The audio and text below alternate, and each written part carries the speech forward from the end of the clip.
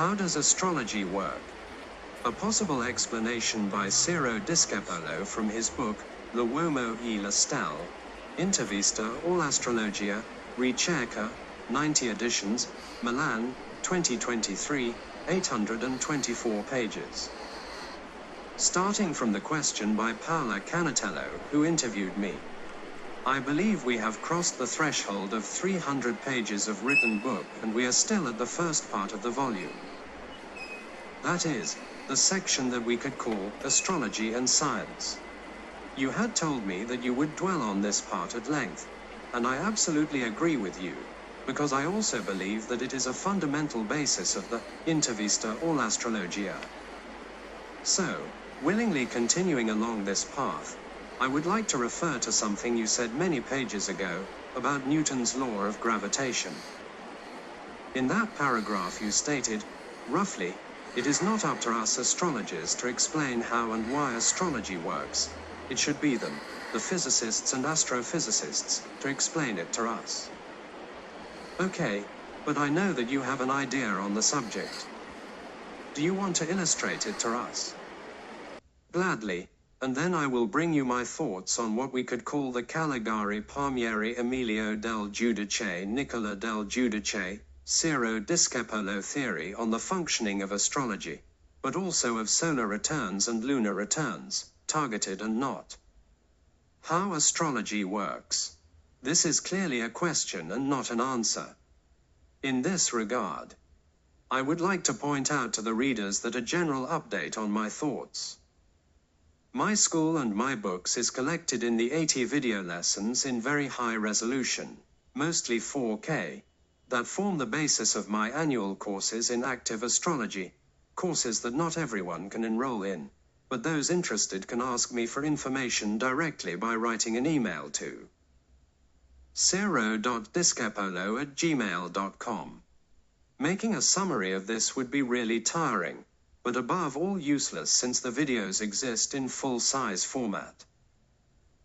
By watching them all, you can get a fairly precise idea of what I believe today, after having celebrated my professional jubilee, 1970 to 2020, of boundless love for astrology, in relation to its genesis, its functioning mechanisms, the methods of verifying them and more. But I want to make a truly excellent effort, and I will throw you two topics to reflect on precisely in relation to the possible functioning of astrology. The first very important idea was given to me by Professor Giovanbattista Caligari, right at the dawn of my studies in astrology.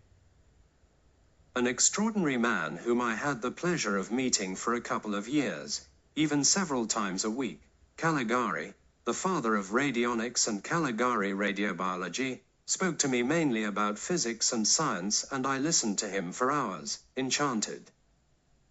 One of the things that struck me most was this sentence. In interplanetary space, which we consider empty, even if it is not really empty, the impedance is zero and therefore the distance has no value. A colossal, gigantic truth. In a nutshell, and referring to our beloved subject, it translates as follows. If, within our solar system, the impedance to the crossing of electromagnetic waves is equal to zero, this means that distance no longer has any value, and this explains why Pluto, despite being abysmally more distant than Mars, for example, with respect to the Earth, functions exactly as the same with respect to us.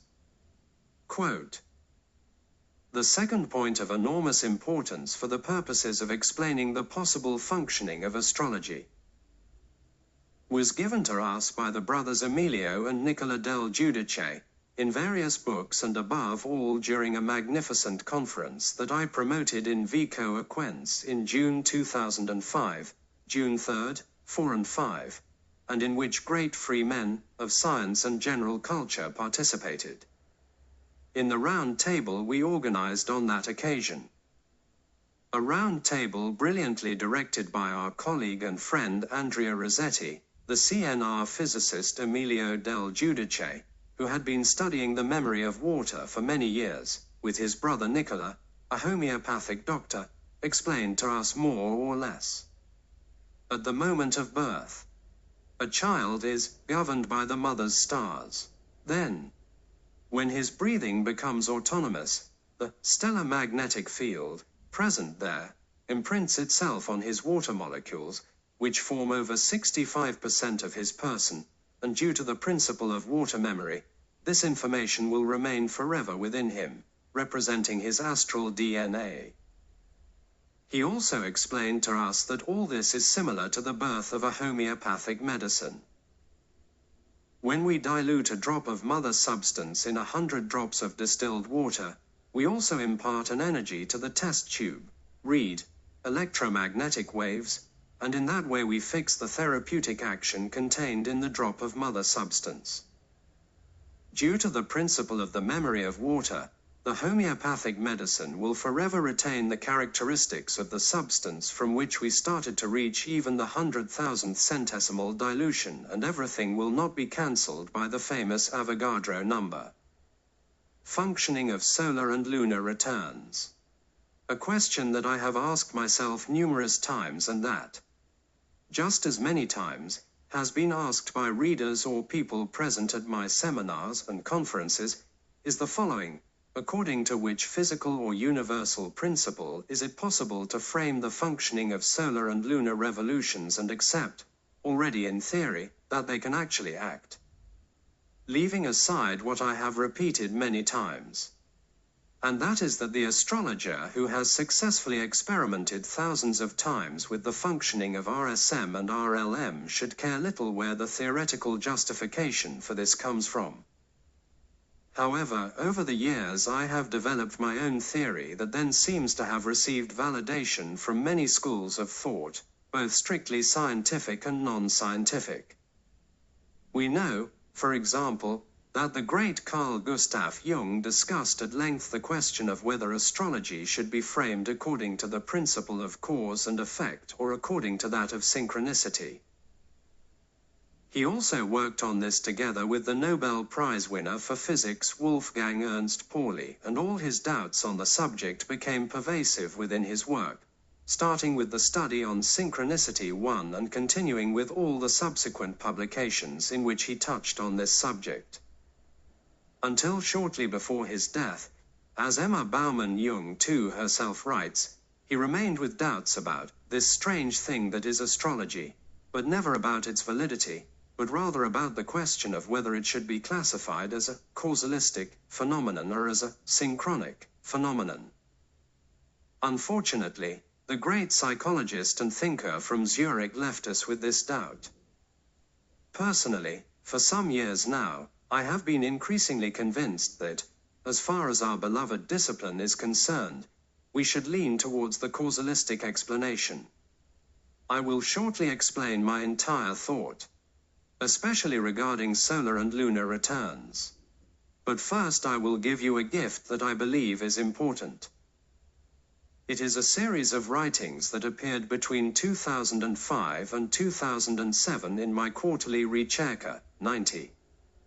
Articles that, in my opinion, are of exceptional importance, especially if captured together in the coherent aspects that run through them in what today would be called a transversal alignment that unites them. The dates between June 3rd and 5, 2005, I believe, will remain historic for astrology. During these 3 days, during the XII Annual Astrology Conference, promoted by Ricerca, 90 and held in Vico Equense, NA, some scientists, alternative to the palace, made us listen to reports of extraordinary interest. These exceptional scholars, whom I would like to thank again for their invaluable contribution, a special thought goes to the teacher and friend Eng. Vincenzo di Napoli, who is no longer among us, sat at the same table, without knowing each other before, and illustrated to us some aspects of a possible vision of the world and its laws. A Weltanschauung that, if read according to a criterion that I will propose later and that takes a part of what each of them taught us, could really be the basis for a general theory on the possible functioning of astrology, never hypothesized until now and, in my opinion, very interesting and convincing. Below, then, I will let you read their reports and what they also wrote later on Ricerca, 90, and then I will comment on them for you. It is Science That Should Validate Itself, by Renato Palmieri III. As always happens in the conferences of heretical disciplines, by posing the problem of their relationship with official science, they are willing to ask for their own validation on the basis of the principles of the current doctrines, where it would be necessary to reverse the question and ask instead academic science to offer its credentials on the basis of heretical principles. The paradox is only apparent, because precisely the anomalies presented by the so-called scientific heresies are the Achilles heel of the normal paradigm, which is in no way able to explain them and therefore limits itself to denying them. An emblematic example is given by cold fusion, which in 1989 unleashed a worldwide multiplication of experiments that were in agreement with confirmation, then gradually suffocated by resistance of a theoretical nature, but above all, economic, and power of the establishment. Two arguments can be put on the table in the place where we are now gathered. Astrology seeks its effective motivations in two orders of influences, such as those of a gravitational or electromagnetic nature. Let us see then what current science actually knows about the essence of gravitation and electromagnetism. Well, it is easily demonstrated that it knows absolutely nothing.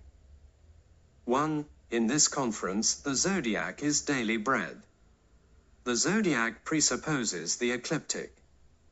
The plane of the ecliptic is that of the entire solar system, with an axis centered on the sun and a vast equatorial plane, on which the planets rotate, the large planets with their entire retinue of satellites, Saturn with its rings, etc.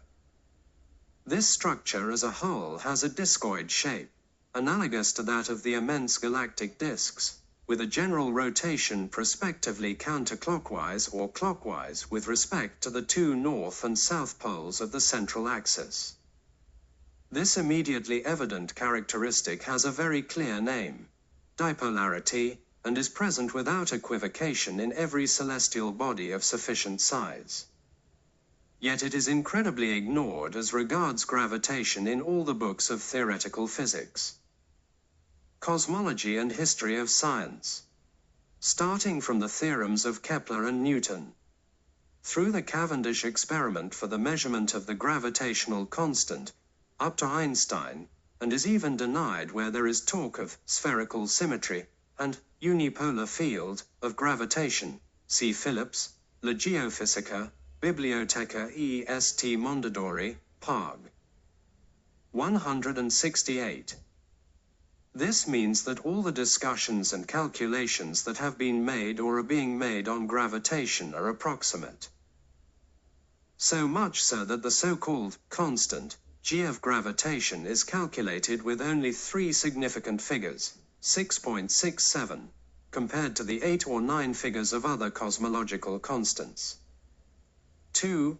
I have with me 2 pieces, king and queen, of magnetic chess. They have the same pole, since the opposite one is on the chessboard. Let's bring the 2 pieces together on the base side. It is immediately evident that the so-called repulsion between them does not manifest itself along an axis, as one imagines in any physics book, but with a rotary slip, for which no theory could give us a reason.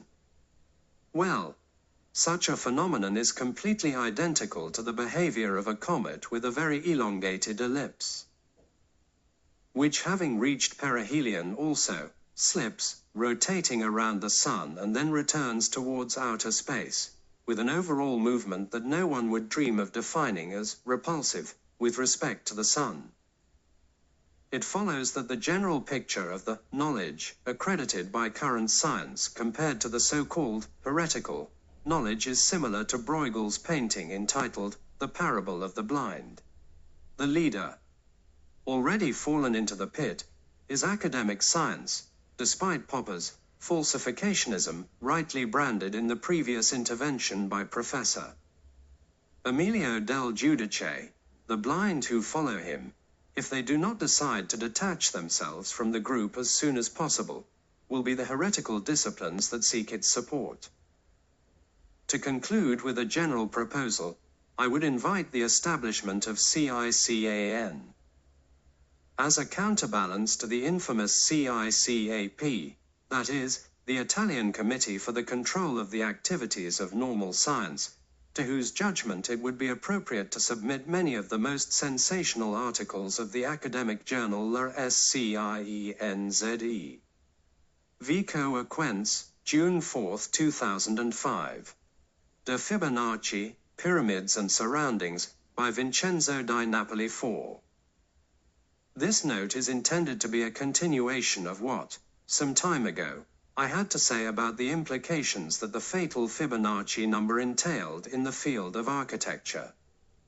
The sizing of construction elements, according to the classic golden dimensions, both in plan and elevation, have important implications in the field of Hertzian microwaves. A construction element with its plano-altimetric conformation builds a volume that, with respect to them, behaves like a resonant box on frequencies often falling within those corresponding to the different colors of the Helmholtz spectrum. The induction of these frequencies is of a cosmogeophysical nature, and their value depends not only on the dimensions, but also on the shape and orientation of the construction element in space. At this point, let's say right away that these frequencies, in the case of sizing according to golden elements, fall in the orange-yellow area.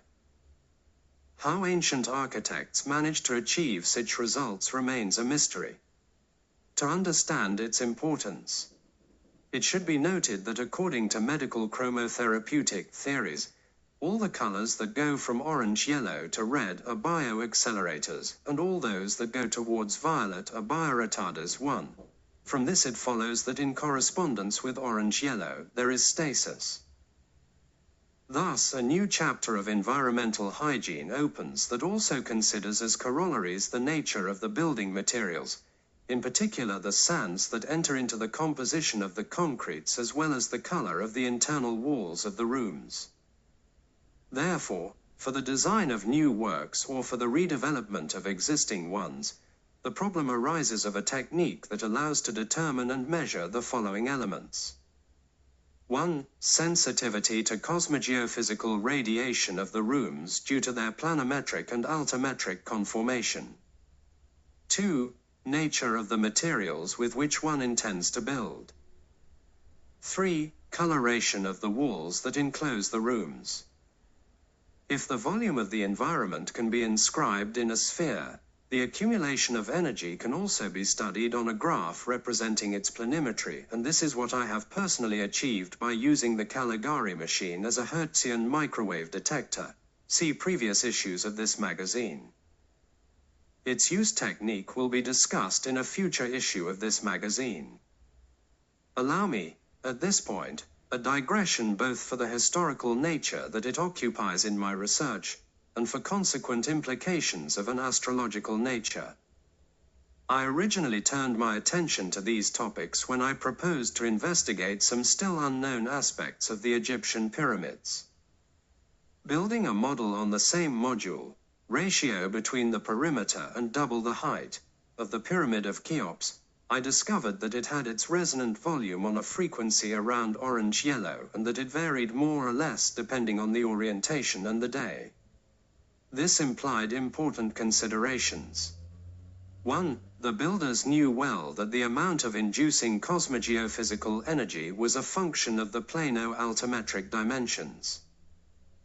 2. And that it was variable with the orientation towards certain constellations, and this at least testifies to the perfect knowledge of astrology too. Wanting to understand all this, I hypothesized that the explanation could only reside in the purpose for which these mammoth constructions were built, and that was undoubtedly the perfect conservation of the mummies of the pharaohs. Now, The conservation of the cadavers implied a fight against the enemies of the flesh that cause putrefaction, and which are water and microorganisms, fungi. Against the water, a biopsy was performed that allowed the corpse to be emptied of all the internal organs, replaced by cotton wool soaked in perfumes, and the outside was wrapped in cotton bandages soaked in sea salt. The energy accumulated in the pyramid acted against the microorganisms, which, as we have seen, fell around a color close to orange-yellow, making them inert and therefore dormant. This justifies, for example, the misadventures of the French archaeologists who were the first to violate the pyramids and remove some mummies that were then exhibited at the Louvre in Paris. In fact, having entered the pyramids, they were attacked by microorganisms that, once outside, resumed their virulence, even causing the death of some members of the expedition, later explained with the curse of the pharaoh.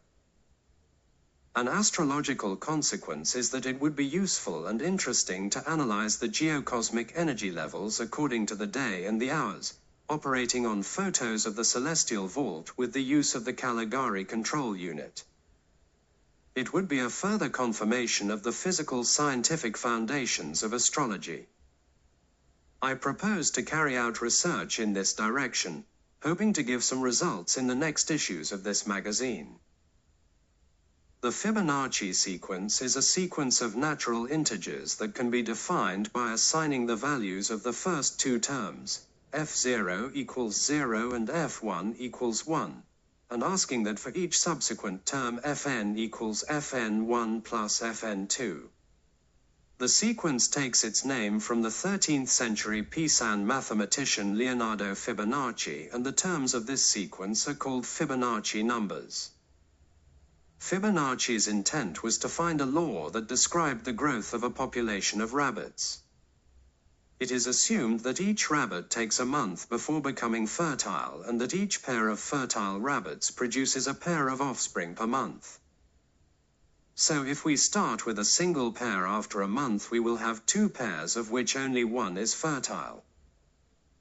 In the following month we will have 2 plus 1 equals 3 pairs, because only the fertile pair has given birth, and of these 3 now 2 pairs will be fertile, so in the following month there will be 3 plus 2 equals 5 pairs. In this way, the number of pairs of rabbits in each month describes the sequence of Fibonacci numbers.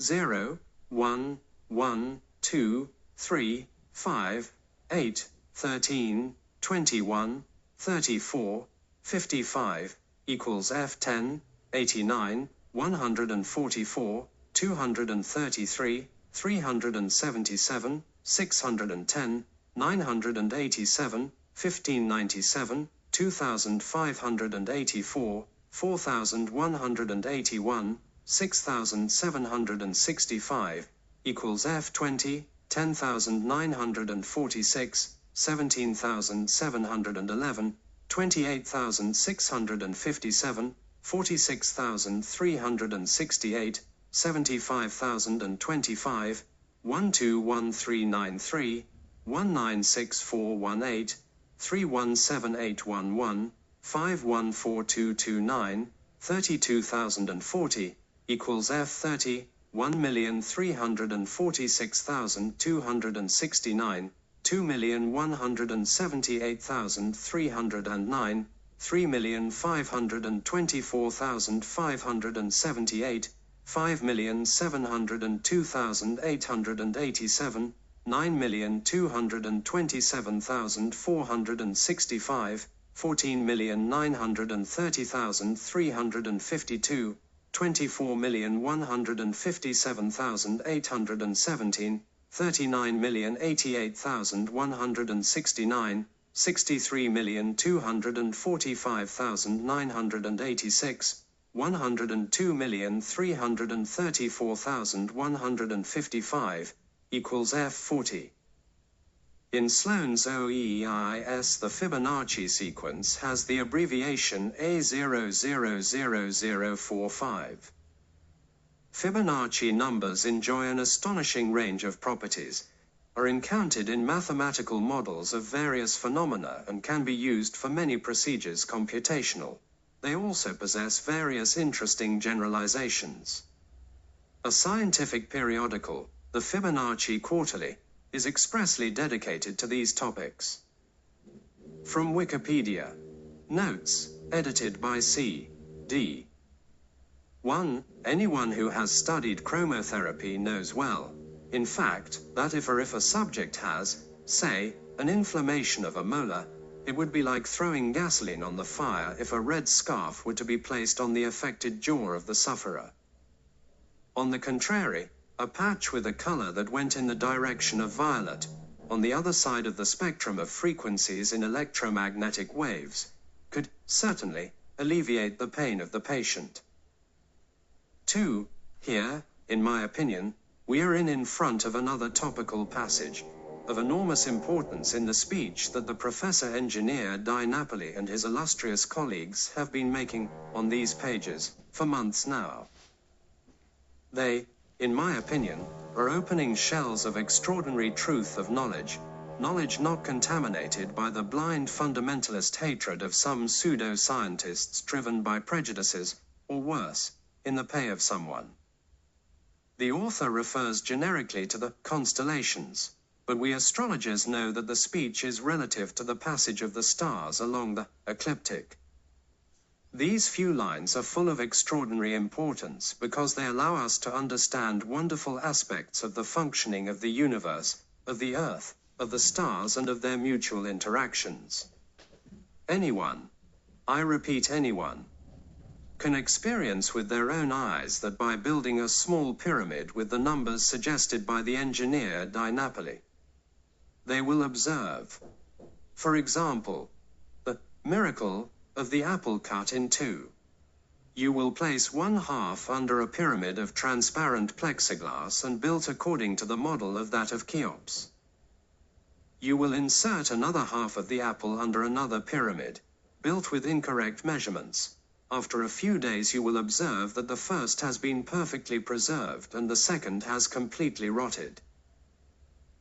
I am completely convinced, at this point, that in the last issues of Ricerca, 90, things of fundamental importance have been written for the understanding of astrology and its way of working. The foundations have also been laid, suggested by Pino Valenti, from the Eng. Giuseppe Caligari and others, of a possible verification, by means of the Caligari Centralina, of the frequencies, in the Caligari scale, relating to the various stars and of a possible future use of the same. The idea that one day it will be possible to substitute a targeted birthday in laboratory, it seems to me much more than a find from a science fiction novel. Once again we are extremely grateful to the engineer Di Napoli, who gives us such pearls of knowledge. Radionica Caligari and Astrology, by Giuseppe Caligari 5. I fully agree with those, like the illustrious Professor Palmieri and others who preceded me, who affirm that astrology has a life of its own and does not need the official consent of anyone. Emilio Segre, Nobel Prize winner for physics, discoverer of the antiproton, during a conference on physics of the 20th century, publicly declared that without the courage of men capable of thinking and reasoning in an anti-traditionalist and anti-conformist way, detaching themselves from the so-called fundamental laws, we would not have radio, television, telephones, airplanes, space flights today. And this every time practical experience advised not to take into account, or even to consider questionable some consolidated certainties of official science. Science that still today wants to ignore, or at least pretends to ignore, the existence of the other science, the one parallel to it, the one that amazes and excites you, that makes you rejoice for the beauty of creation, that makes you dream and fantasize, that elevates the spirit, the one that should be brought to everyone's attention, starting from school desks.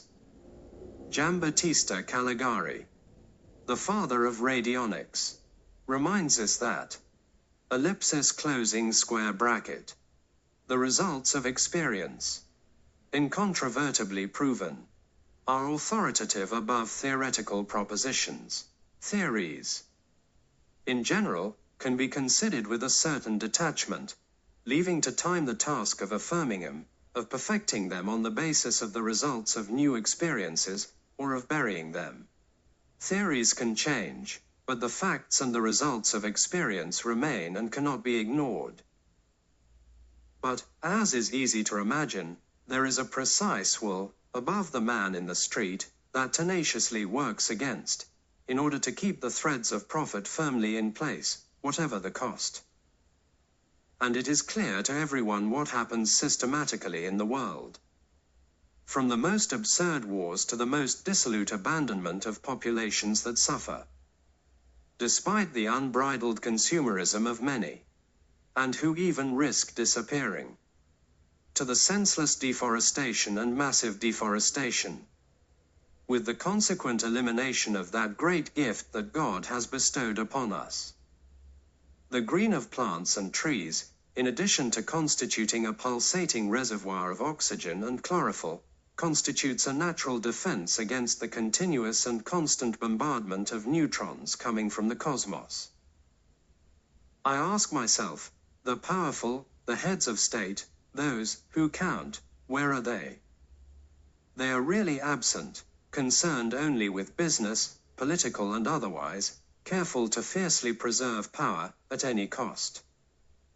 I apologize for this parenthesis, but I believe that it is not bad not to lose sight of certain themes, especially when you are intent on dealing with others as pleasant and fascinating as the one that astrology offers us today, on this wonderful day in Vico Aquense. Let's go back, then, to our theme, possible hypotheses of how astrology works.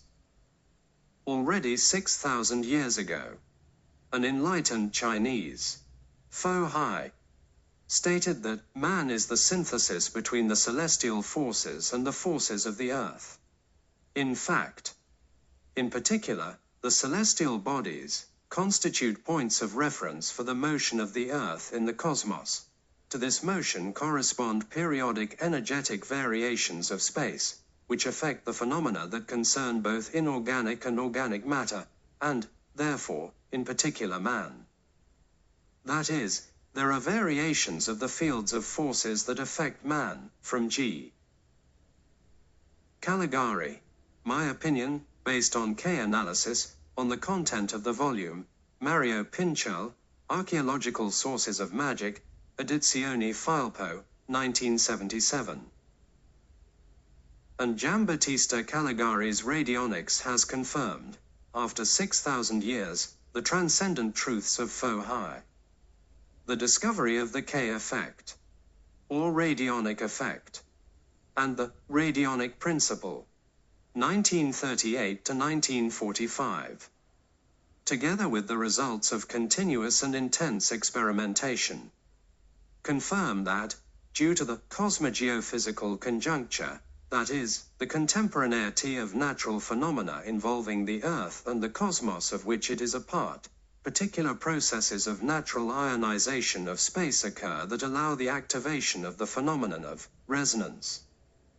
That is, it becomes possible, in the non-impeding, i.e., more transparent, space, the exchange of energy between the radio-oscillating emitting structures, in our case the planets, the stars, the constellations, and man. This phenomenon, however, affects all living beings, therefore, in addition to man, also animals and plants, as well as inorganic matter. From this follows the manifestation, in that sky and in that time, of phenomena and events that interfere and interact with man's earthly day, both on the material plane and on the psychic and emotional ones. From the results of Caligari's experimentation, man is nothing more than a particular, natural oscillating circuit, in the Caligari style, equipped with an antenna for capturing waves coming from the space in which he is immersed.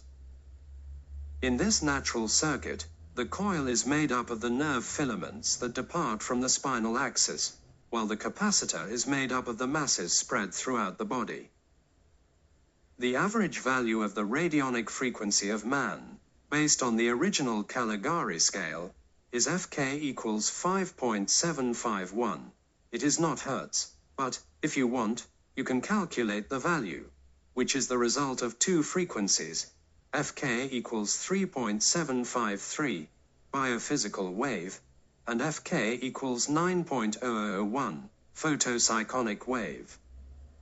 And there is much to say about radiation coming from celestial bodies. Colors and musical notes correspond to the length of the wave and the frequency. After all, the cosmic configuration and the balance of our solar system are governed by a musical order. For example, our Earth colors in blue and plays in G. Giambattista Caligari has determined the radionic values of the energy of the Sun, stars, galaxies and comets, Fk equals 8.001, of interstellar, interplanetary and endoatomic space, Fk equals 9.000, of planets, satellites, asteroids, meteors and sunspots, Fk equals 0.001. The Sun and Moon influence man by making him participate in the male nature of the first and the female nature of the second. Think that a red blood cell completes a complete rotation of our body while the heart beats 28 times and 7 breaths are completed, with the same ratio between the number of heartbeats and breaths in a minute, or between the solar and lunar cycles. Which means that the rhythms in man follow the same laws as the rhythms of our galaxy, that is, there is a perfect analogy between microcosm and macrocosm. As if that were not enough. Everything is complicated and exalted, surprising us by the almost harassing presence of certain numbers, both in nature and in the universe and in the works, artistic and otherwise, created by man, such as the golden or divine number or Fibonacci number 00 equals 1.618.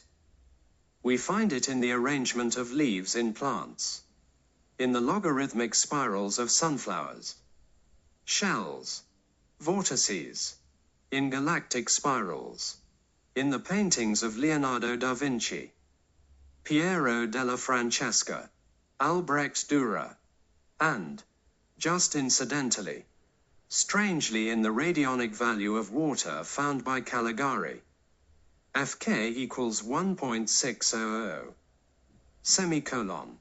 The equals 3.14.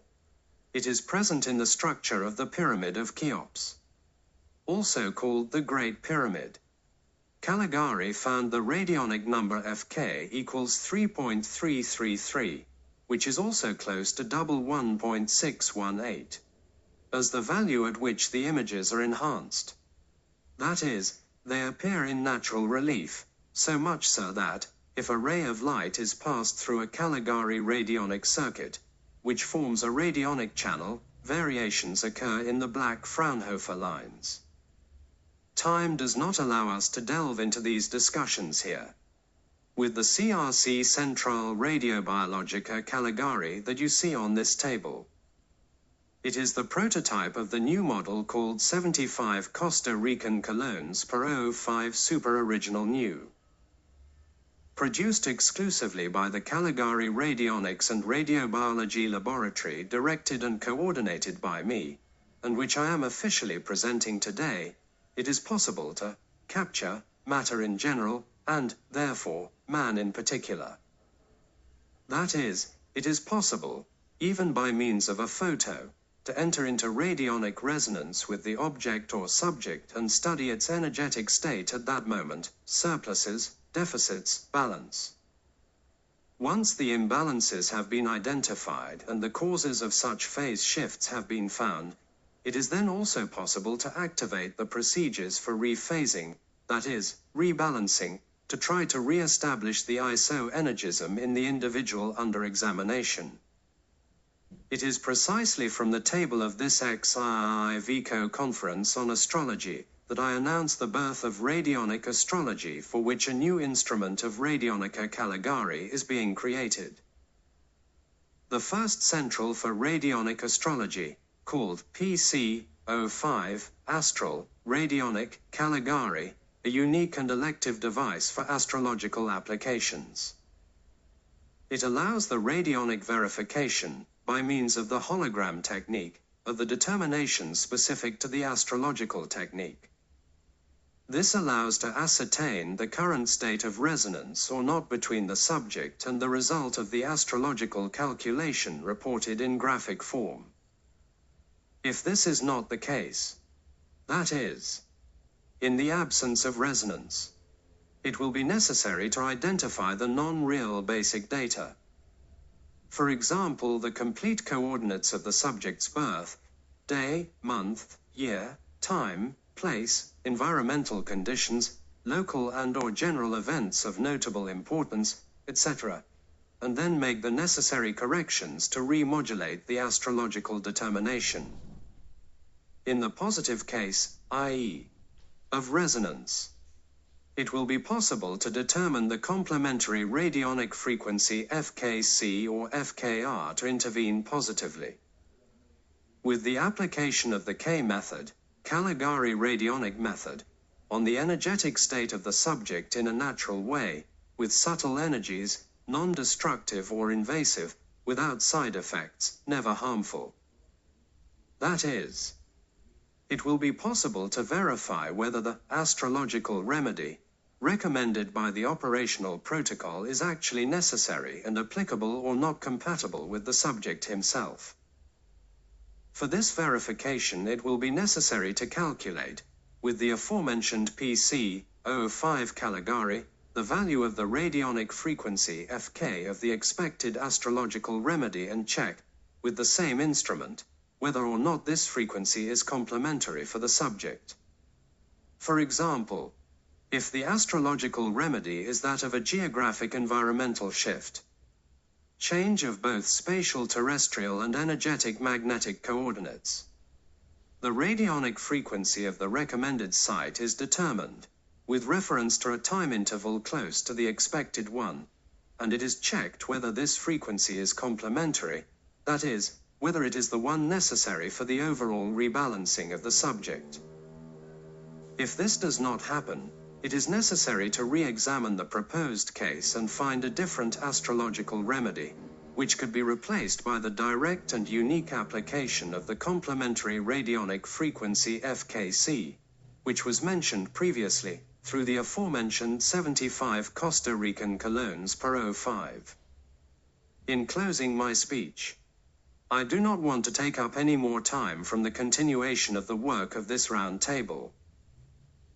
Allow me to extend strong applause and heartfelt thanks to Ciro Discepolo, who, with his usual elegance and passion, has been able to, courageously, tell you all, with affectionate attention to detail, some radionic experiences he directly lived in contact with my father, Giambattista Caligari.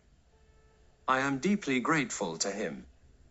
Astrology, Prejudices and a Tidbit on Marconi, by Emilio del Giudice 6. Let me start with Shakespeare. When he says in Hamlet, "There are more things in heaven and earth than are dreamt of in your philosophy, philosophy has little to do with it, but give me 5 minutes and I will remind you, in a tendentious way, how the invention of the radio occurred at the end of the 19th century. Around 1870, an English theoretician named Maxwell demonstrated that, based on the equations of electromagnetism, there was the possibility that the energy of the field could propagate in space through electromagnetic waves, which do not coincide with the electric field and the magnetic field, but are, so to speak, the traveling component.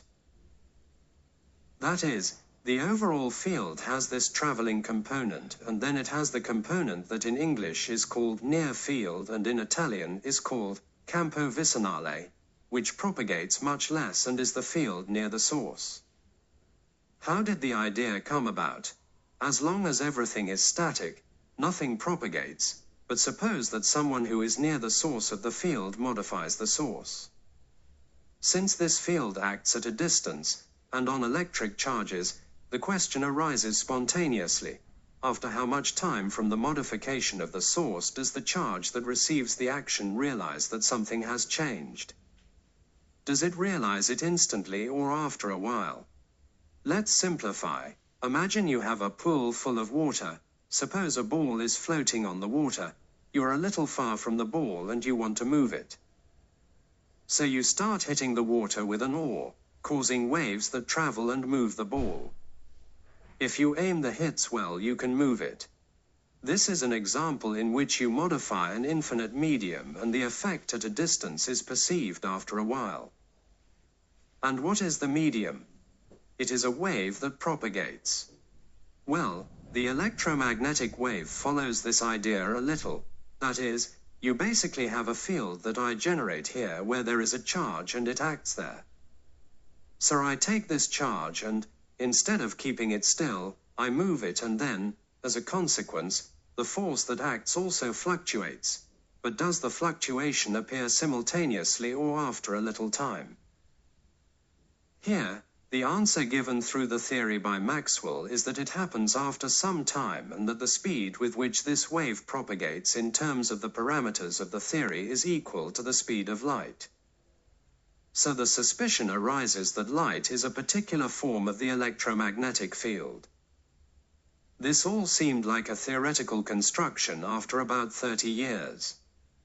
The German Hertz, who was helped in his research by an Italian called Augusto Righi, after whom squares, streets, high schools, etc. are named, and therefore we can define him as a validated person, let's say. Hertz experimentally verifies Maxwell's theories. So, using electromagnetic waves it is possible to send messages over a distance. Why did a certain number of years pass before practical applications of electromagnetic waves came into play? Because one of the consequences of the theory confirmed by the experiment is that electromagnetic waves propagated in a straight line, with lateral fluctuations, the so-called refractive effects, which however were of the order of magnitude of the wavelength. So, if one used, given the antennas available at the time, electromagnetic waves that had a wavelength of a few hundred meters up to a kilometer, the refractive effects allowed these waves to climb over a hill, but certainly not the curvature of the Earth. Therefore, the idea of transmitting an electromagnetic wave from Europe to America or vice versa was considered stupid. This stupidity was attempted, fortunately, by Guglielmo Marconi, who was the son of a very rich family. His father was a rich landowner from Bologna, his mother, who was English, was even richer. So he was from a very rich family and he, who was a rich man's boy, had all the arrogance of the sons of superior families. He decided to want to make this attempt. He, who was certainly intelligent, but also ignorant, he didn't study because he was rich, confusing the electromagnetic field with the electric field, thought, here in the books it is written that the electric field near a conductor is arranged parallel to the surface of the conductor.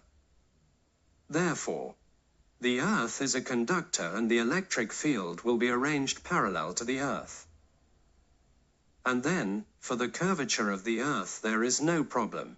He rightly, or rather unjustly, because he was ignorant of the matter, did not know that the electric field that is parallel is the nearby field. It is not the electromagnetic field, which is something else. All right. So he knocked on the door of Augusto Righi, who in the meantime had the chair in Milan.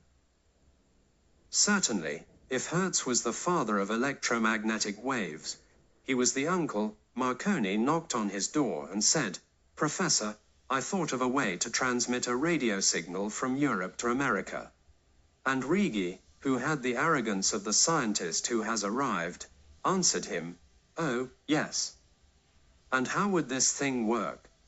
And Marconi explained to him what I illustrated to you a moment ago.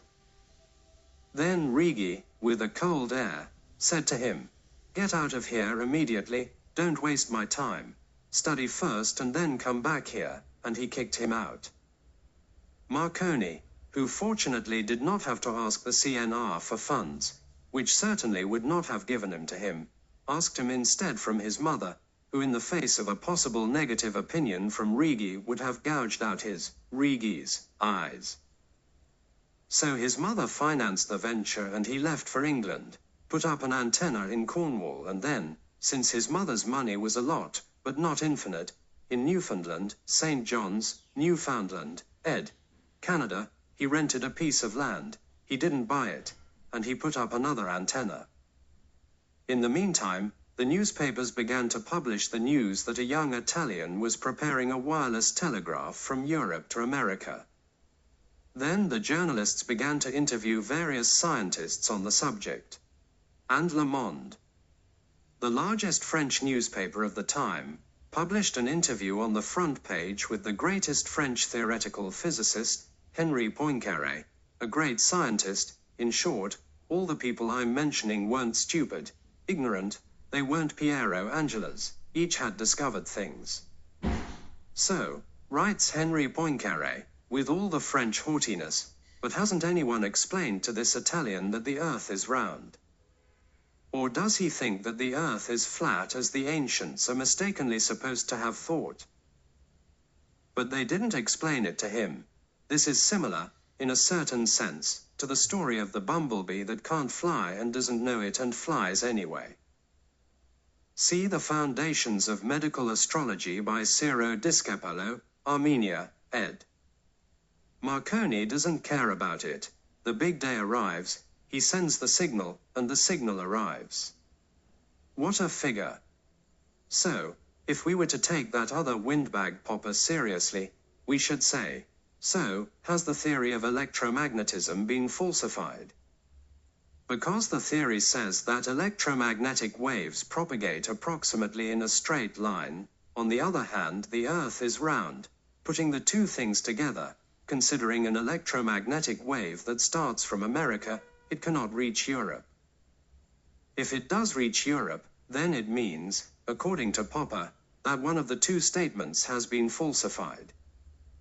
So it means that it is not true that electromagnetic waves travel in straight lines, or that it is not true that the Earth is round. But, since it is absolutely true that electromagnetic waves propagate in a straight line and it is equally true that the Earth is round, and now we also have photographs, then what is the explanation? The explanation is always that there is something that is not known at the time of the discussion and that deceives people. In this specific case it is the ionosphere. At that time neither Rigi nor Marconi knew that the ionosphere existed. An atmospheric layer that is located several dozen kilometers from the ground and is composed of ionized gases, because the radiation that arrives from space ionizes the gases of the upper atmosphere, so a layer of ionized molecules is formed. And this layer acts as a mirror with respect to the electromagnetic waves that have a wavelength that, let's say, corresponds to the density of this plasma. So, for frequencies lower than the so-called plasma frequency of the gas, the ionosphere acts like a mirror. That is, that layer of gas is opaque to radiation, so, luckily, luck favors the bold, the frequencies used by Marconi were in the right range, so Marconi's wave, starting from Terra Nova, went in a straight line, went up, met the mirror, was reflected on the Earth and was thus able to reach Europe. So, as you can see, Rigi's theory was absolutely right, Poincaré's arguments were sacrosanct, and nevertheless, Marconi was right. Why? Because another circumstance unknown to contemporaries had intervened, which fixed everything. In fact, there is a saying, if an old professor says that something is not possible, he is almost certainly wrong, while if he says that it is possible, he is almost certainly right. That is, saying that something is not possible is the biggest nonsense that one can say, because there is always a way around the issue. Well, I don't pretend that the hypothesis I sold you before is the right one. It may be different, but it shows you that it's not impossible to think of mechanisms that account for. If you think about it more intensely, the thing that certainly isn't possible is to say, it's not possible. Just to say that ignorance doesn't always help. The first time Marconi was lucky. The next time he was unlucky. Very unlucky. It was the case of radar, whose first idea was still Marconi's. In fact, Marconi, in a conference he held at the Navy General Staff in 1922, proposed using an electromagnetic wave that is fired from an antenna placed on a ship, travels, and, if it encounters another ship, bounces, comes back and reveals its presence. According to the principle of radar. Except that Marconi, as we have seen, confused fields with electromagnetic fields, and didn't have a clear concept of wavelength. Studying is not always useless, sometimes it is useful. He, who was fond of long waves, designed, or had designed, a radar that was based on a radio wave of a few hundred meters in length. Therefore, the fact that the Italian Navy did not have radar during the war is false. It did have it, and the Italians called it OWL. But it was useless because the electromagnetic wave that was used had a wavelength of a few hundred meters, and ships have a shorter length. The refractive effect, that is, the lateral deviation, completely covered the ship with the result that nothing could be seen. In fact, the resolving power of a radar, that is, the size of the smallest visible object, is given by the wavelength used. Therefore, since the ships were smaller than the wavelength used, the OWL turned out to be a fiasco. 2 of these devices were mounted, one on the battleship Littorio and one on the destroyer Lince, and after a few months they were dismantled because nothing could be seen. The English, on the other hand, used electromagnetic waves with a length of 10 centimeters for their radar, and in this way they were able to see not only ships but also airplanes. So, even if the idea of radar was Marconi's, thanks to the fact that he was not very familiar with the consequences of wave theories, the device he designed proved ineffective. So, coming to our astrology, and many other phenomena, not only astrology, I would say that commonly a whole series of factors are not considered, but rather neglected, that would make the phenomenon plausible, and in fact in recent years you have witnessed the blossoming of impossible things. Cold fusion, that is, how it is possible to carry out nuclear reactions at room temperature, without great means. How do molecules recognize each other in the millions of molecules that are inside an organism?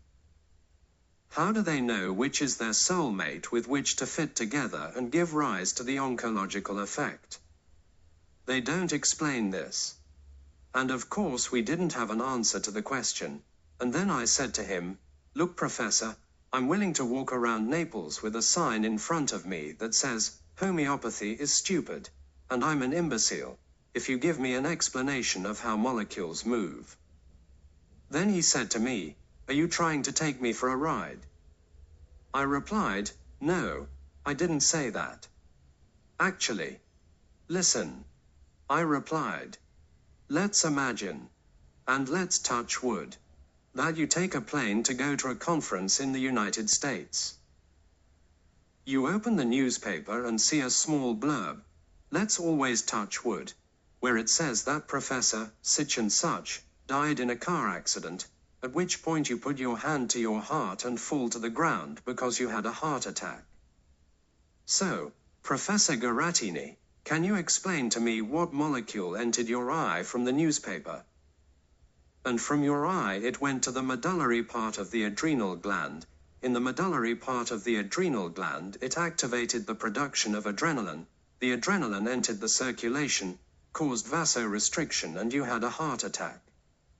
Can you explain it to me, Doctor Garattini?" Of course I didn't get an answer, so I'll answer. Here's a clear example. Let's take 2 people suffering from the same pathology who go to 2 different homeopathic doctors. Both know homeopathic medicine perfectly. They correctly prescribe the treatment, which is the same for both, one heals and the other does not. Can you explain to me why one heals and the other does not? Because homeopathy recognizes an effect that is the effect of the therapist drug.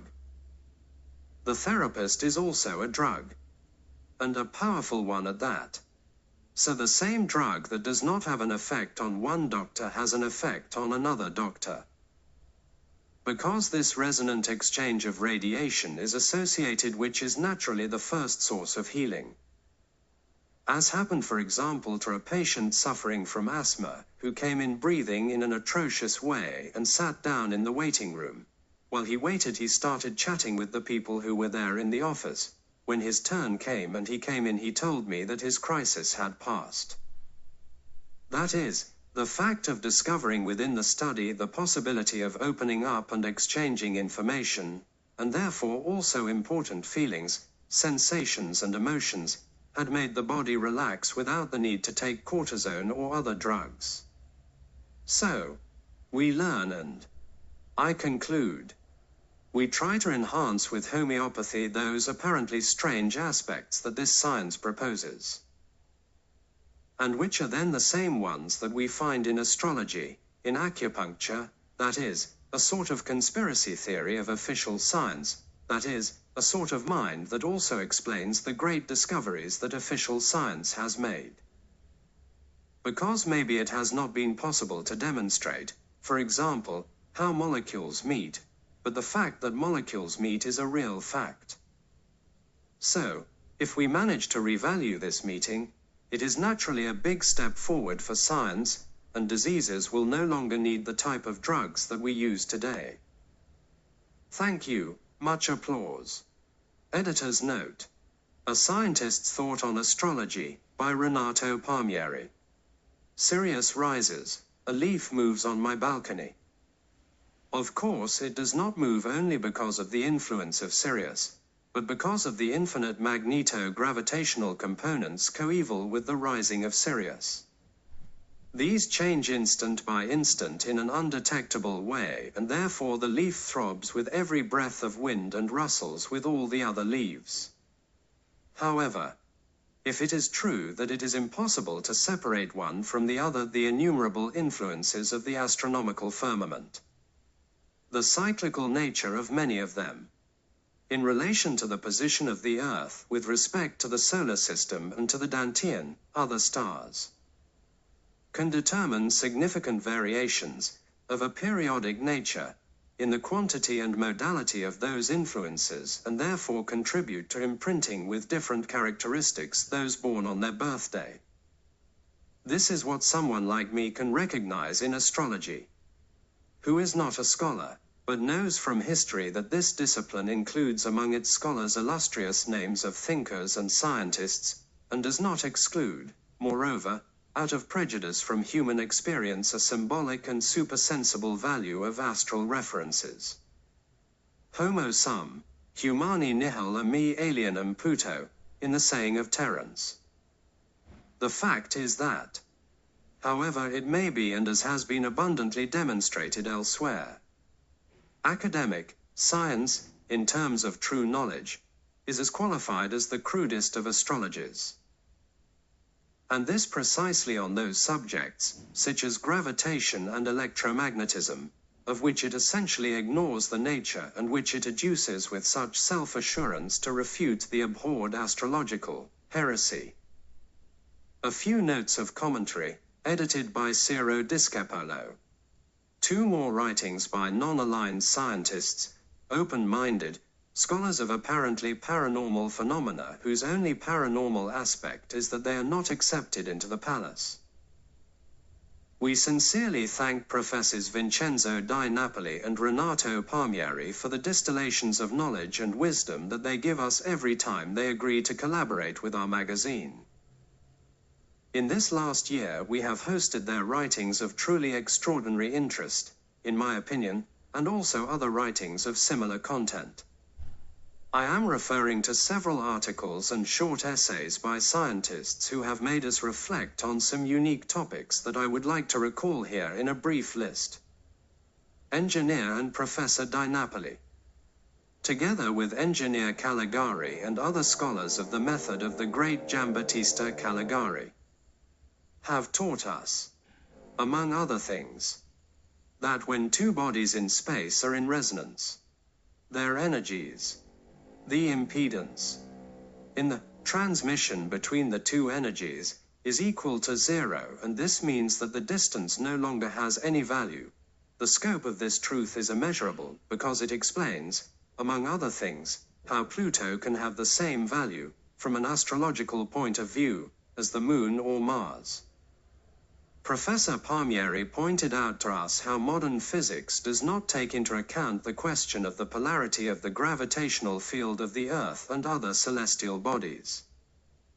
Furthermore, in his unigravitational physics, he unifies the nature of electromagnetic and gravitational waves, inserting fundamental distinctions where almost all physicists of all time become confused and assert, for example, that Pluto cannot act on human beings because its gravitational force is almost zero. The two researchers and scientists Emilio and Nicola del Giudice have clarified for us, with many very clear details, the issue of the memory of water and the fact that a child, as soon as he is born, before creating his own personal magnetic field, takes what gravitates on him. At the moment of birth, the water molecules are oriented by the magnetic field and retain this orientation forever, which can help a lot to explain how astrology works. But our friends have written this and much more on these pages. Remember it because, in my opinion, Ricerca 90 has been able to seal an important chapter of history in the great book of the philosophy of science. CD, I apologize for the excessive vulgarizations necessary, perhaps, to a non-expert audience. As you can easily understand, we are really facing a topical stage in relation to the heuristic path in general and to that of the study of astrology in particular. The three concepts that I have just brought to your attention could be the basis for a universal theory that we could call the Caligari-Palmieri del Giudice theory. Both, sufficient to explain a possible functioning of astrology from a purely physical point of view, without the need to resort to Jung's synchronicity or even to the so-called paranormal phenomena that so delight the minds of the exponents of the CICAP. And, if you allow me, I would also like to add my name to this theory, given the contribution that I believe I have personally given to this idea of a general theory of how astrology works. Through what I have written, also in this volume, about why I think that solar, lunar and terrestrial returns work very well, through that refresh that is triggered when a cycle, any cycle, circadian, monthly, annual, returns to the gamma point of its expressive curve, in the pages that follow. Obviously, I do not believe that the topic can be considered exhausted. But I think that compared to just the day before the XII Conference of Astrological Studies in Vico Equens, a new and very important Weltanschauung is imposing itself on the attention of the world and, above all, on that of open-minded people. We will have to return to this many times in the future and study and compare, but for the moment, given the topic covered in this volume, we can end this discussion and say something even more specific about solar and lunar returns. About 50 years ago, the scientific study of biorhythms began among doctors. In fact, even after the end of the Second World War, doctors continued to administer drugs to patients without giving particular importance to the time of day in which this occurred. It happened, for example, that vitamin and mineral salt concentrates were prescribed for the evening, before bedtime, or, in more recent times, melatonin was administered in the morning. When doctors discovered the full importance of biorhythms, many errors of this kind were no longer made. Today we know that there are different biorhythms, and among these the most important are 310. 1. A circadian rhythm that lasts, as the word says, about a day, and which is obviously in relation to the time it takes the Earth to make a turn on itself. We have numerous proofs of this biorhythm in reference to the life of man, animals and plants. In man, for example, it is easy to demonstrate that there is a precise reproducibility of the peaks indicated in the curve of some biological functions observed throughout the day, such as the frequency of daily peaks in urination, blood pressure, blood flocculation index and so on. For example, returning to melatonin. We know that our body produces it continuously, but with a peak of superproduction about half an hour after sunset, because, among other things, melatonin has an antidepressant action, very important when the sun no longer illuminates our day, and also predisposes us to sleep. From here you can understand how wrong it was, on the part of some doctors, to administer artificial melatonin early in the morning. I would like to point out, incidentally, in this regard, that poor Professor Di Bella, massacred by the Palazzo della Medicina because he was against the interests of pharmaceutical companies, believed it was very useful, like other alternative scientists, to administer industrial doses of melatonin and vitamin C to the sick, but also to the healthy. It is for phrases like this that I earn the stake, as in the shameful episode of Wikipedia Italia. In this regard, see the site http://www.cirodiscepolo.it/wikipedia.htm. You should not be surprised, therefore, if one day some sympathizer of CICAP or Wikipedia Italia were to manage to find some cocaine in my desk to get rid of such an inconvenient and unpleasant character. 2. A monthly rhythm of about 29 days, clearly in relation to the complete passage of the moon around the Earth. Even of this, despite the contrary opinion of the scientists, and with the evidence gathered even by children, we have incontrovertible proof, like the tides or the menstrual cycle. 3. An annual rhythm linked to the complete rotation of the Earth around the Sun. Animals always hibernate in the same period or migrate or are driven by sexual desire always in a precise period of the year. Trees always bear fruit in the same period, and we could continue for a long time. Now take a look at the sinusoid that you see below and pay particular attention to the alpha point, the beginning of the sinusoid. This sinusoid can illustrate the trend of any biorhythm, but let's consider two in particular, the one that could graph the trend of the lunar and solar biorhythms. Let's start with the latter. The moment we are born, our first annual biorhythm also begins, with our first breath, which starts from the alpha point and ends with the alpha point. So we shouldn't be surprised if someone, the writer, NDA, claims that at the moment of the annual solar return, the alpha point itself, the imprinting we receive from the sky, is not the same as that of all the other days of the year, but is very special, and it is not because of analogies, but rather because the alpha moment is the reset, the zeroing, of an entire annual cycle to pass into another annual cycle. This, in my opinion, amply justifies the importance of each of us finding ourselves at that moment and not in another, under that particular sky of the world, according to criteria whose true literature, in the sense of arising from practice and not from theory, suggests that our year could, thus, be improved, but also worsened. The same argument, it seems quite obvious to me, applies to the sinusoid of the monthly cycle, where the alpha point corresponds to the return of the moon to its precise point of birth with respect to the subject in question. And obviously the same applies to the terrestrial revolutions.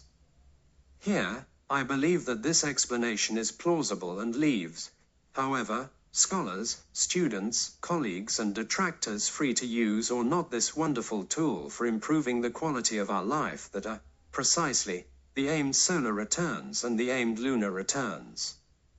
Notes. 1. Carl Gustav Jung, Synchronicity, Editor Boringhieri S. P. A. Turin, 1980, 124 pages. 2. Gret Baumann Jung, Some Reflections on the Horoscope of Carl Gustav Jung, Ricerca, 90n. 5. January 1991. 3. Renato Palmieri, excellent Neapolitan physicist. The writer had the very small merit of suggesting to the Italian Institute of Philosophical Studies, a wonderful institution of knowledge, desired, founded and directed by Gerardo Marotta, to publish the very precious volume of Professor Palmieri which, otherwise, would have risked never seeing the light. It was not necessary to push, in this sense, because my interlocutors, both Professor Antonio Gargano, General Secretary of the Institute, and my dear friend Professor Aldo Tonini, immediately supported my request and added another golden link to their already immense chain of works of culture. The book La Ficezza Unigravitazionale e l'Accordo Cosmologica is, finally, today, a reality and is, certainly, among the things I am most proud of in my life. 4. Engineer Vincenzo di Napoli, who died in the winter of 2007, was a great researcher whose life crossed paths with mine several times.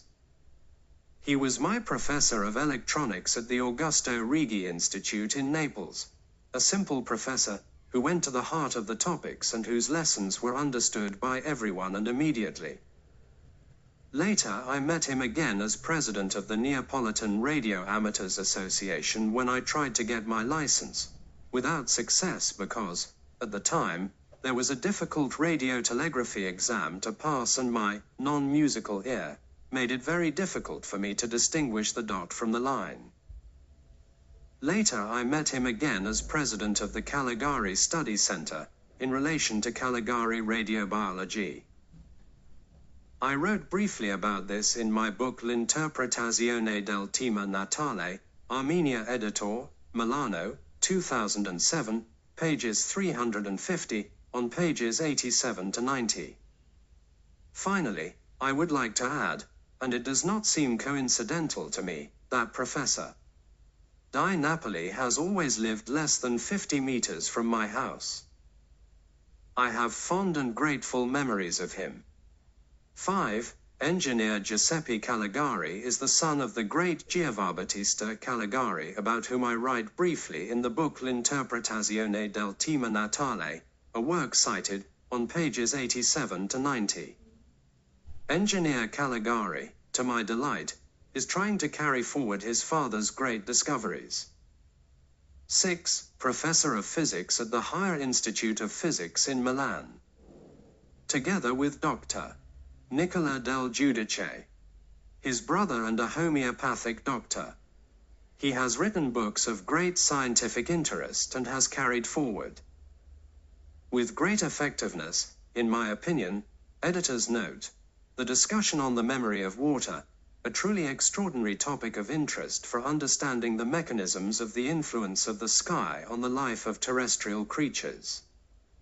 7. The same notes regarding the work in tandem with his brother, a physicist in Milan, also apply to him.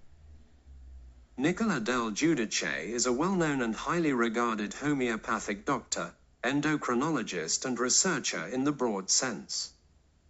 By him and his brother we remember the book Homeopathy and Bioenergetics. Alternative Medicine, From Witchcraft to Science, Cortina Editor, Verona, 1999, 302 pages, and also the book Homeopathy, A Bridge Between Biology and Psychology. 20 years of research by the Italian Homeopathic Foundation, Nuova IPSA Editions, Palermo, 1998, 344 pages. 8. Lyle Watson, Supernatura, Rizzoli Editor, Milano, 1974. 9. Abidum. 10. Abidum. Second question from Paola Canatello, who interviewed me. In addition to being very amused by Marconi's unscrupulous ignorance, which earned him many joys and some pain, and which once again demonstrates how science sometimes entrenches itself in the knowledge it has without presupposing that new knowledge can arrive to overturn all certainties, I must tell you that I found these interventions extremely interesting. So fascinating that I got a bit lost in them. I clearly understood how they are all linked to the possibility of providing an explanation of how astrology works, but can you help me put him together to use them in this direction? I try, but we have to take some important steps back and open more broad parentheses. Fortunately, we do not have to obey the directives of an external publisher, and therefore we can try to implement this with a certain tranquility. Let's start with a brief discussion on luck. I believe I am lucky as far as work is concerned, having been born with a Jupiter in the 6th house and in conjunction with the Moon and with good aspects to Saturn and Pluto. Certainly. Even though in other areas of my life I have been very unlucky and very penalized by fate. However, I am convinced that we must take the whole package when it is given to us at birth. We must not complain about the alleged misfortunes that were unfairly inflicted on us. So I am lucky in my work. And, in my opinion, it is not a coincidence. Absolutely not a coincidence. The fact that in the course of my life I have had an encounter that I would dare to define as almost magical. In space and time. With extraordinary figures of knowledge. If we consider the 1,000 variables of space, Naples and the environments where I moved most, and time in the arc of, let's say, the history of the erudite man, of the man who began to leave written testimonies of his passage, therefore in the last 5,000 years. If we intercept the years in which I have lived or am living and the somewhat limited space, if we want very limited, of Naples and its surroundings, the fact that I have physically met with extraordinary characters of knowledge, I consider it an element of great fortune. Characters like Giovanbattista Caligari and the others that we will see again now. Returning to the discussion of Renato Palmieri, of the engineer Vincenzo di Napoli, of the two brothers, the physicist Emilio del Giudice and the homeopathic Dr. Nicola del Giudice and the engineer Caligari himself. Son, who is continuing the work of this wonderful contemporary character of ours? Well, then, the first thing I would like to point out is that in that brilliant conference that we had in Vico Equens and that I mentioned previously, in that exceptional round table where we confronted each other in front of a very interested audience, precisely me and the son of Professor Caligari, Emilio del Giudice, Nicola del Giudice, Renato Palmieri and the engineer Vincenzo di Napoli. Unfortunately, several of them are no longer with us. Well, I believe that there were written the foundations for the scholars who will come after us and who will have to complete this work. Foundations in which, in my opinion, the fundamentals for explaining the functioning of astrology were indicated. Of course, I do not have the unrealistic pretension of going to challenge contemporary scientists to shove these truths under their noses. They would make meatballs of me and would have an easy game, because on their side there is the palace, first of all. And then I would not be the right person to be able to dialogue with them or duel with them on the level of physics, theoretical physics, above all. However, I am convinced that it will be the physicists who will be able to quickly offer us precise paradigms with which to measure the things we are talking about. Therefore, I am not worried about it from the point of view of dialectical challenges and possible new duels that do not attract me that much. No, I want to establish that for readers interested in the topic, the foundations have been written now, but they will have to be formulated better, they will have to be amalgamated better. The interaction of each of them with the others will have to be explained better. But the material is there and it is also abundant, and I would start from that first. Very great truth, which I learned by frequenting the great Professor Giovanbattista Caligari who, at the dawn of my studies in astrology, revealed to me this very important truth, which was then a beacon that guided me for all the following decades. He pointed out to me, and not in a theoretical way, but actually by showing me the effects that can be touched with your hand through his extraordinary Caligari control unit, that in the so-called empty space, which is not really empty, but which we consider empty, for example interplanetary space, the impedance must be considered zero. And what is the effect of a zero impedance? That distance no longer has any value. Here, this very simple rule, this very simple, enormous truth, can already explain almost everything because it tells us, for example, why a Pluto that is so small and so far from the Sun can act to the same extent as a moon that is just a few arm strokes away from us. This is a first great truth on which we must, absolutely, reflect. Then there is that other very relevant truth that calls into question, immediately after or alongside Caligari's truth, Newton's law of gravitation. And here we must necessarily open another parenthesis. In fact, scientists could immediately object. Yes, but we already knew it, because Newton's law of gravitation has been surpassed by Einstein's law of relativity, on the propagation of energy, which has, let's say, enriched it. Because, let's be clear, it's not that Newton's law of gravitation no longer works. Newton's law of gravitation continues to work within certain parameters, that is, when we are not traveling near the speed of light. So I would like to remind you that precisely to demonstrate the law of propagation of energy in the universe.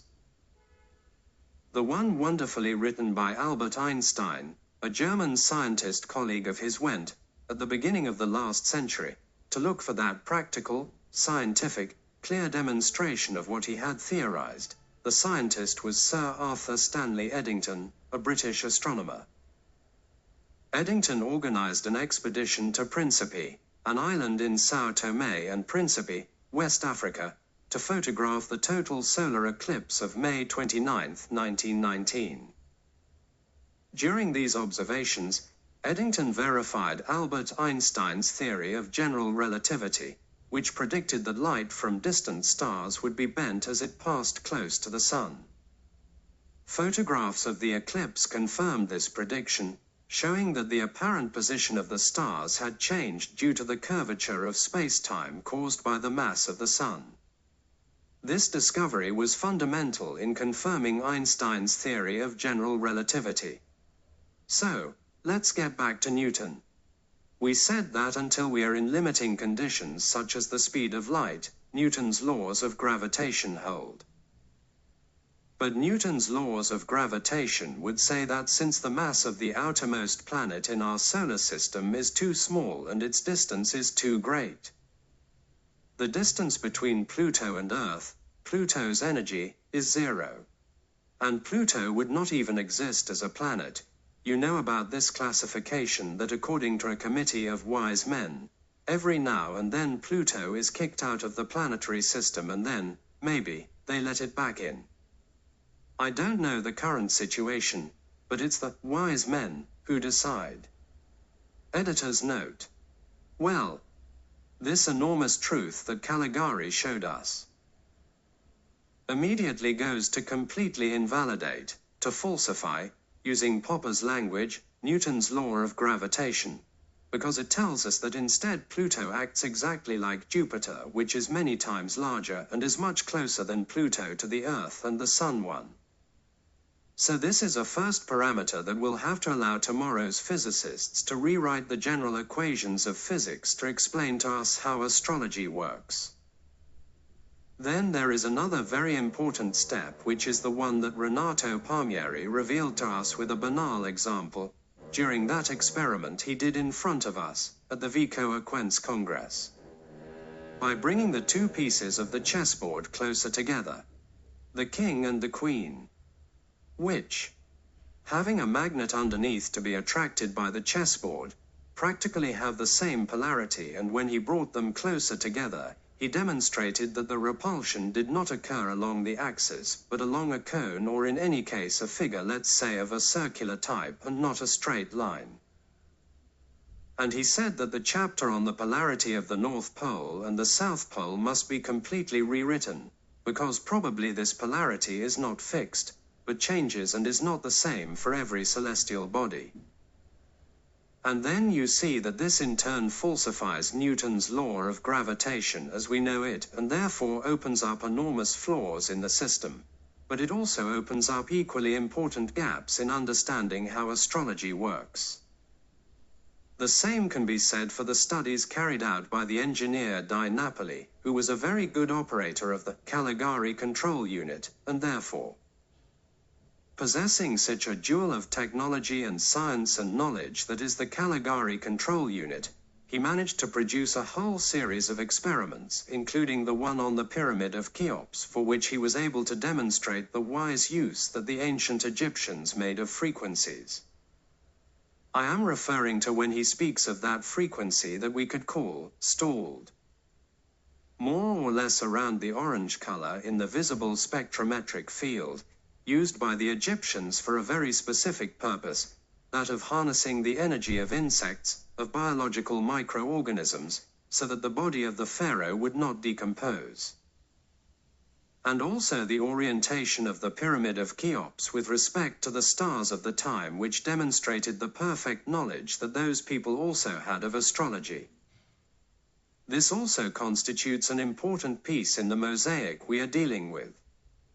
And then, of course, the fundamental discussion, in my opinion, of the memory of water that was carried forward for many years by the two late and very talented scientists who were Emilio del Giudice, a Neapolitan physicist who worked at the CNR in Milan and produced physics research in Milan, and Nicola del Giudice, who was a homeopathic doctor, and together they carried out research on the memory of water, one of the most important realities of contemporary knowledge, in my opinion, but which is not by chance much fought by so-called official science.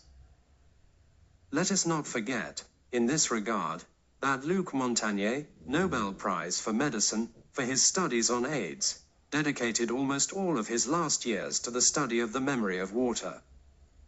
A person of little culture, or, worse, a person aligned with a point of view of science used politically, can say that the memory of water is a falsehood. The memory of water, however, is something very important, and so continuing. And I realize that a speech that has all these parentheses is then difficult to reunite and concentrate, but as I said at the beginning, I am trying to offer some ideas, some connections that I have proposed, on which the new generations and especially physicists will have to work. I do not have the expertise of a physicist, and here the expertise of many great physicists will be needed, such as Giovanbattista Caligari or Renato Palmieri or even Vincenzo Di Napoli, who was not a physicist. He was a technician because he was an engineer, but he knew a lot about physics, and, therefore, let's say that from physicists I expect fundamental truths on the present discussion. It is no coincidence that in that distant 2005 I wanted at that table. I did everything to have at that table. I managed to have, at that table, at the same time, the engineer Giuseppe Caligari, son of Giovanbattista Caligari, Emilio del Giudice, Nicola del Giudice, Vincenzo Di Napoli and Renato Palmieri. It was no coincidence.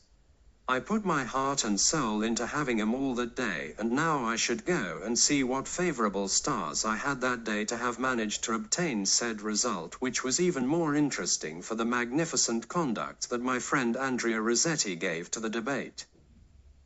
Here too I open a small parenthesis. My friend Andrea Rossetti unfortunately has distanced himself from astrology.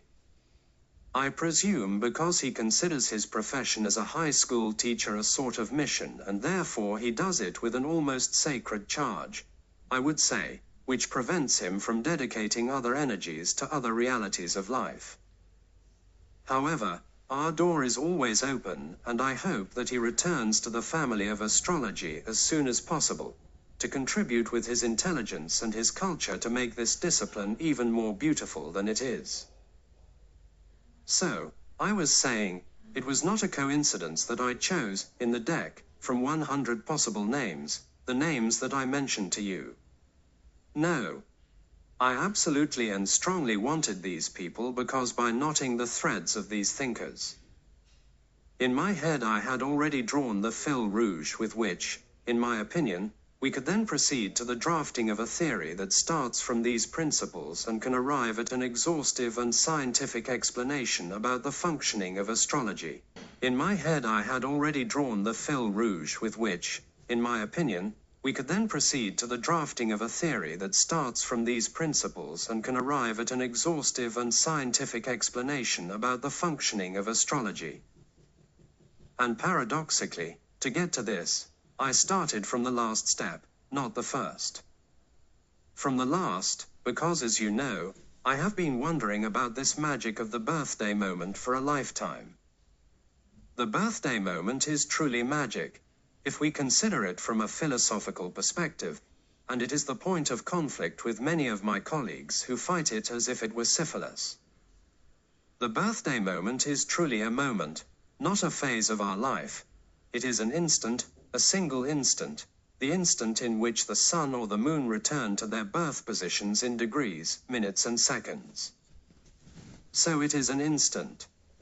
And so I have always asked myself, okay, I have understood that this instant is considerable and that if we use it according to directions that I have explained in many of my books, this instant can be responsibly positive for the development of a month or a year of our life.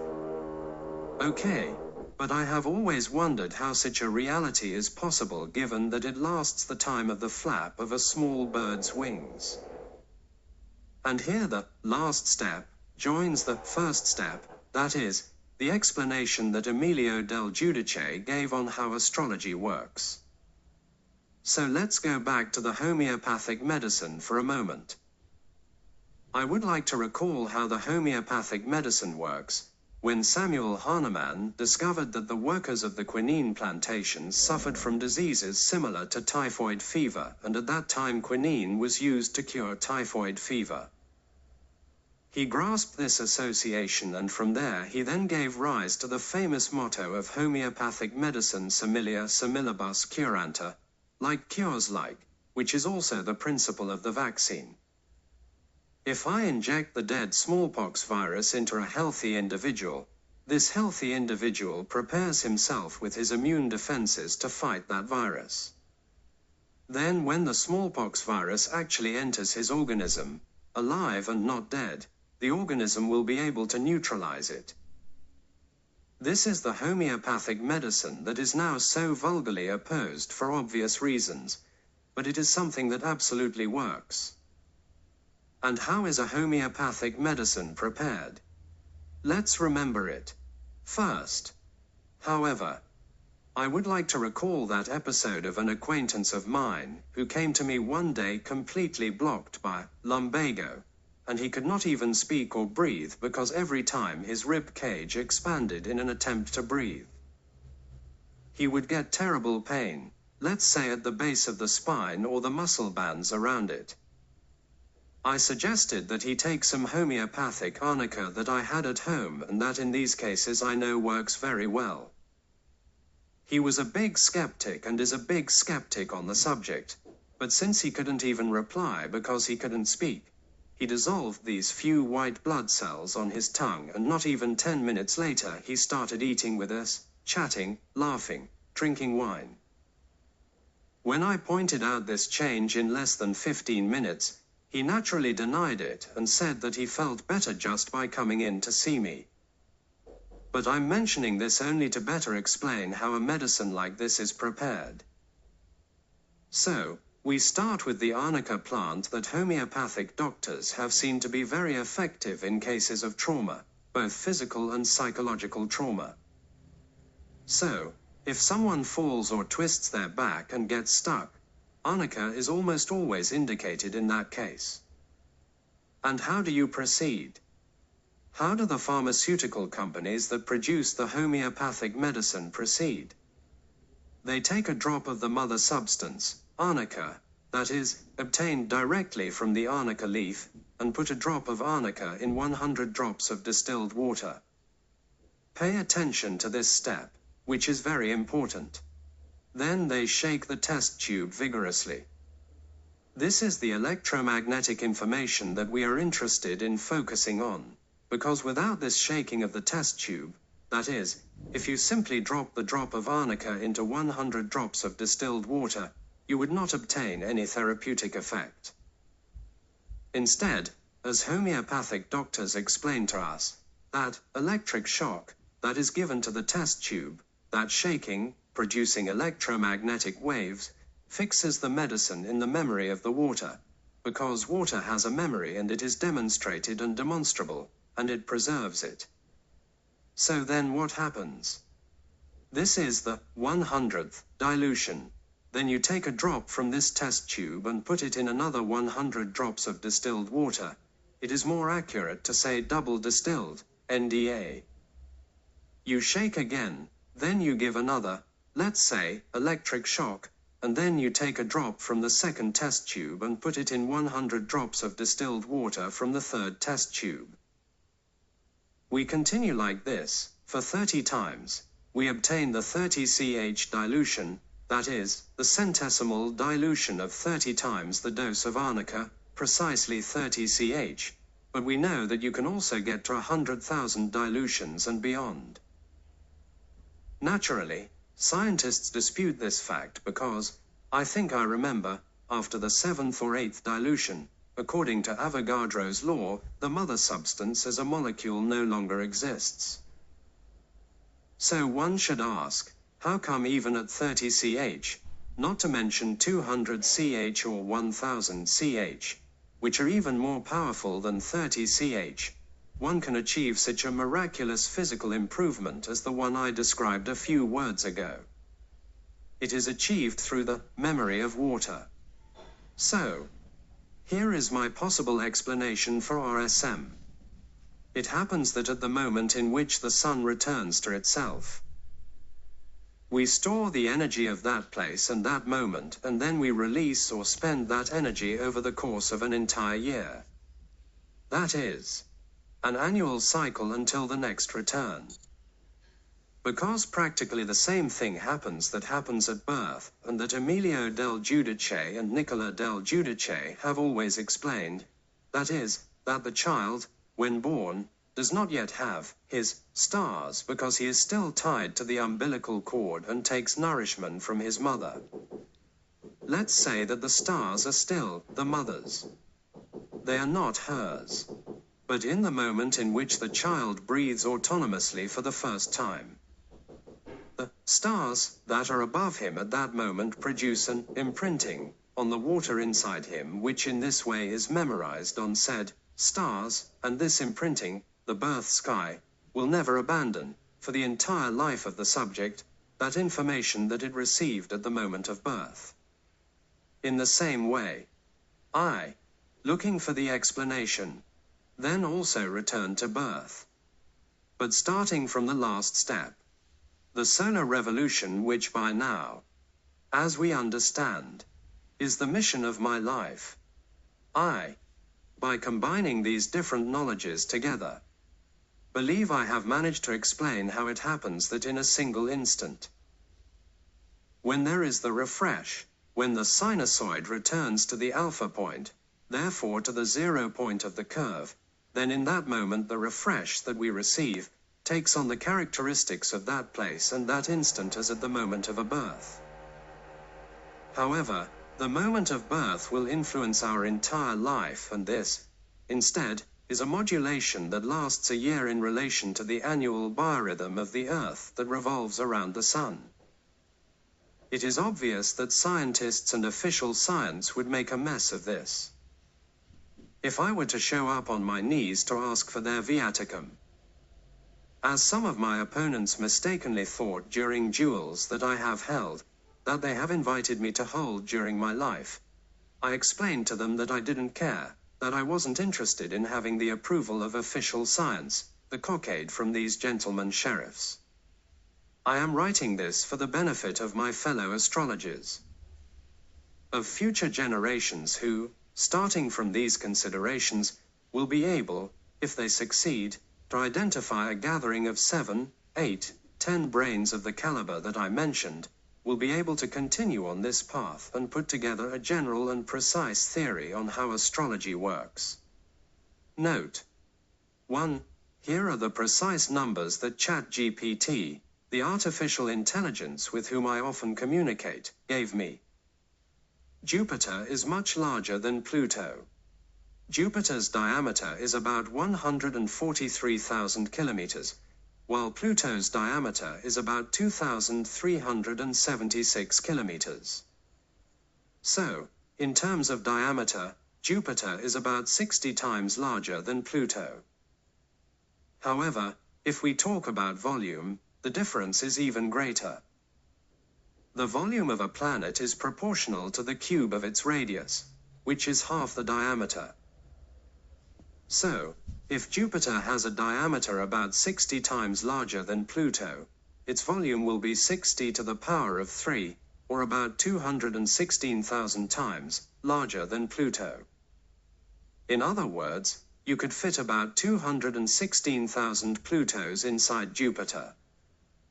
And, for distance, the distance from Earth to Jupiter and from Earth to Pluto varies depending on their positions in their respective orbits around the Sun. The average Earth-Jupiter distance is about 628.7 million kilometers. On the other hand, the average Earth-Pluto distance is about 5.9 billion kilometers. If we divide the average Earth-Pluto distance by the average Earth-Jupiter distance, we get a factor of about 9.4. So, on average, Pluto is about 9 to 10 times farther from Earth than Jupiter. However, this is only a rough estimate, as actual distances can vary greatly depending on the specific positions of the planets in their orbits.